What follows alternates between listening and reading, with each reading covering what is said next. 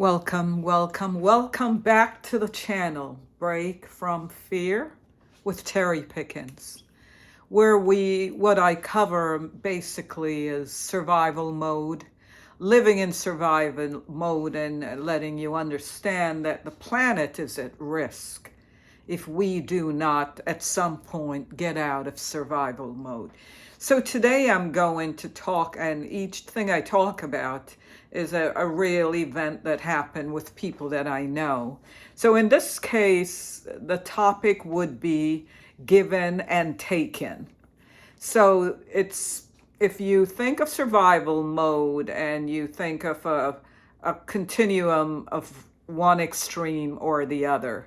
So there are people who love to give, but they can't take. And there are people who take, and they never give. So you may still wonder why this is important. Well, given and taken is a marriage made in heaven. You can't have one without the other. And let me break it down so you really understand what I am saying. So a friend drove me to an appointment in a community I just didn't feel like driving in. But it's a good 20 miles or so. And I was just so grateful. I couldn't even believe she would do it. So I thought I would buy her lunch. The thought goes in your mind, give fuel for the car, the toll. I figure I would buy her lunch. And she fought me. We went to a place to have lunch, and she just assumed that she would be paying for her own lunch. So when I said, I'd like to thank you for bringing me to the appointment, no, you can't do this. She fought me tooth and nail.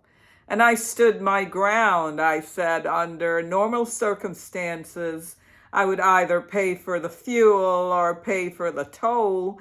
But since I didn't do that, the least I can do is treat you to lunch. Why don't you tip the waiter? She did so grudgingly, but it just reminded me of a symptom that often we overlook, because I have other friends the same way. I've had people that when you give, they're so upset that it's not worth giving. They actually will give back. I had something happen to me a few weeks back with a male friend where I gave him, he's always bringing me stuff. He works for me and he comes and he brings me loads of stuff. And I take it. And this one time I had 3 small items that I've seen him admiring and I gave him. And if you can believe it, he literally took it out of the bag and left it on my table. There was no conversation like I don't want this. He just left it there. And it was interesting, the karma that followed that day. The bus that he got on broke down not once, but twice. And the bag, which was his bag that he brought me, the other stuff he gave me in, he lost it. He left it on the bus. And I was thinking, goodness, it was upsetting to me. But the main problem there is God doesn't want anything from us because he made everything. So what can we give him? But we can receive what he's giving us. And if you're on the continuum where you're a giver, then it's possible you can't receive, and vice versa. So how do you receive the blessings from God if you can't give? Not only that, think of the joy that we feel when we give. You are just ecstatic at seeing the look on the person's face, the joy, whatever the feeling or the appearance is, it's part of the process of giving. Now, equally, when someone can't give you, it's a negative. That person feel awful. And not only that, tell me how many of you identify with this. When someone can't take from you, you stop taking from them.